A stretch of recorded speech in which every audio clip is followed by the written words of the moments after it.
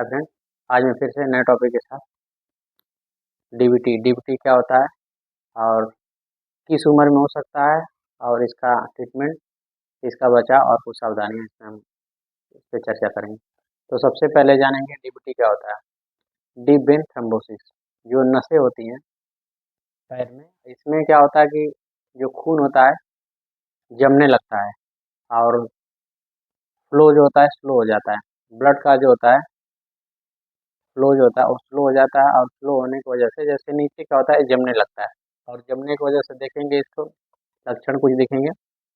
पैर में सूजन, पैर लाल हो जाएगा, रेडनेस दिखेगा जैसे, और उसके बाद पैरों में चलने में दर्द और दबाने पे पैर हाथों से थोड़ा थोड़ा फिंगर से तो उसमें गड्ढे टाइप बन जाते हैं। ये होती है इसका लक्षण। और इसमें ये हम जानेंगे कि ये किस वजह से ज़्यादा होता है। जैसे कुछ लोग होते हैं दिन भर बैठे रहेंगे या फिर ट्रैवल, हमेशा उनका काम ट्रैवल में ही रहेगा तो ज़्यादातर ट्रैवल में बैठे रहेंगे, चलेंगे नहीं, और फिजिकल एक्टिविटी कम है तो, और तो ये सब चीज़ों में क्या होता है, और ये सब चीज़ों में क्या होता है इसमें दिक्कतें होती हैं। तो इसमें क्या होता है कि डीबीटी होने का खतरा ज़्यादा होता है। और इसमें जब डीबीटी, इसका पता कैसे लगाया जाए, जब आपको लगे कि पैरों में दर्द या फिर चलने में सब परेशानियाँ सब हो रही है, या फिर कुछ पेशेंट ऐसे रहते हैं कि बताएंगे कि पैर तो दर्द नहीं हो रहा है लेकिन पैर हमारा जो है कि रेडनेस हो जा रहा है। तो इसमें हम जो है कि कलर डॉपलर जो कि अल्ट्रासाउंड कराते हैं, डॉपलर अल्ट्रासाउंड कराते हैं और डी डायमंड टेस्ट कराते हैं और सीटी एमआरआई कराते हैं। इसमें फिर देखते हैं क्या है और उसके बाद जो है कि फिर पता चल जाता है अगर इसमें डीबीटी है। तो इसमें शुरुआती में ये होता है कि दवा के माध्यम से, जैसे दो ट्रीटमेंट होता है। एक होता है कि दवा के माध्यम से मेडिकेशन इंजेक्शन वगैरह दे के हमें ख़त्म कर सकते हैं, और एक होती है जैसे, और दूसरा ट्रीटमेंट होता है कंजर्वेटिव ट्रीटमेंट। तो इसमें जो होता है कि जो दवा के माध्यम से है कि जैसे हमने इसमें कुछ एंटीकोगुलेंट जैसे हेपरीन हो गया और फिर वारफेरिन हो गया, कुछ इंजेक्शन भी आते हैं इसका। तो इसमें जो कि इंजेक्शन को सुबह शाम भी लगाने पड़ते हैं, कुछ मरीजों को भर्ती करना पड़ सकता है। तो ये चीज़ें होती है इसमें।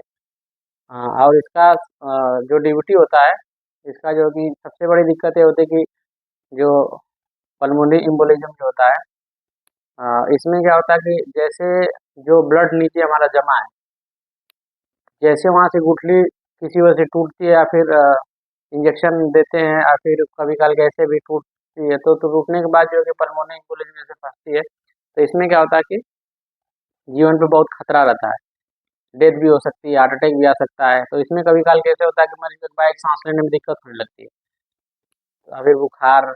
तो ये सब दिक्कतें जो होती बढ़ जाती है। और ये होता है डीबीटी। और इसमें जो है कि कुछ मरीज ऐसे होते हैं कि जैसे इनको पता नहीं चलता कि हमें क्या दिक्कत है, तो ऐसे दर्द की गोली खाते रहेंगे तो काफ़ी सूजन हुई, सूजन की गोली लेते हैं, डॉक्टर को दिखाएंगे, लेकिन ये सब चीज़ें नहीं, उसका जब तक जांच नहीं कराएंगे या फिर अच्छे डॉक्टर को नहीं दिखाने तो पता नहीं चलता है कि पेशेंट को डीबीटी है या फिर क्या दिक्कतें हैं।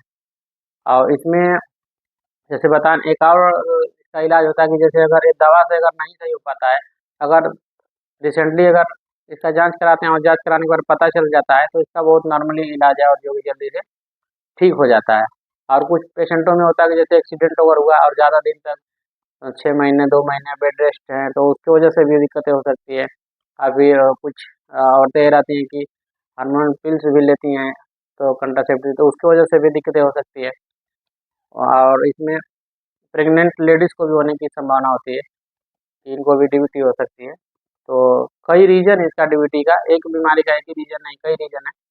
तो इसमें दिक्कत होती है। और इसमें जो है कि एक और जैसे मैं बताया कि अगर अ, जो दवा दी है अगर वो जो ब्लड रहता है, जो गुठली उसकी अगर टूटती नहीं है तो इसमें कुछ जैसे एक होता है कि अ, आप तो जो गर्दन है, गर्दन के नीचे से एक नसें गई होती है एक पैर के नीचे से, तो इस नस के नीचे से एक तार टाइप इसमें डाला जाता है, और जो कि जिसका 2 से 3 मिलीमीटर अ, होता है, और इसको जो इतना मोटाई होती है इसको अंदर तक डाल के, और जहाँ तक रहता है कभी काल के जो डीबीटी होती है पैर से नीचे नीचे जो काफ मसल से होते हुए आते आते यहाँ तक कमर तक आ जाती है। तो इसमें जो कि ये डाल के 12 से 18 घंटे तक डाल के छोड़ दिया जाता है। कुछ दवाएं भी उसमें डाली जाती है और डालने के बाद धीरे धीरे जो कि पिघल जाता है। जब पिघल जाता है तो उसको दवा के माध्यम पिघल जाता है, तो उसको हम धीरे धीरे उसको निकाल देते हैं। जो हमने तार अंदर उसकी वायर डाली रहती है उसको निकाल दिया जाता है।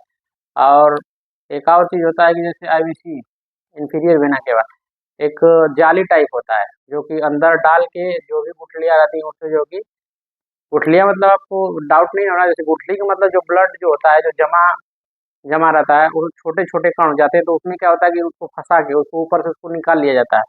और फिर उसका एस्पायरेट सिरिंज जैसे होता है उसको खींच भी लिया जाता है उसको।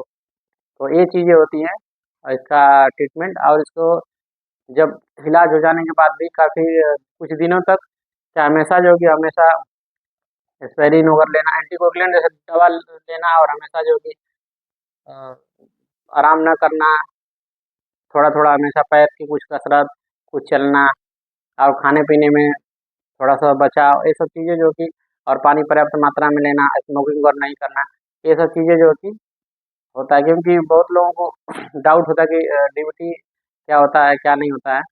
तो ये उसका ये साइन सिम्टम, और इसका मैंने ट्रीटमेंट भी बता दिया है, इसका कॉम्प्लिकेशन भी बता दे भी दिया है कि जो कि पल्मोनी एम्बोलिज्म में जब फंस जाते हैं तो दिक्कत हो जाती है। इसलिए इसका अगर कोई कभी भी दिक्कत हो तो आप जो कि इसको दिखाने वास्कुलर सर्जन जो इसको देखता है इस पेशेंट को, और अगर कोई दिक्कत हो तो नज़दीकी डॉक्टर जो भी आपके होंगे वहाँ पे कंसल्ट कर सकते हैं।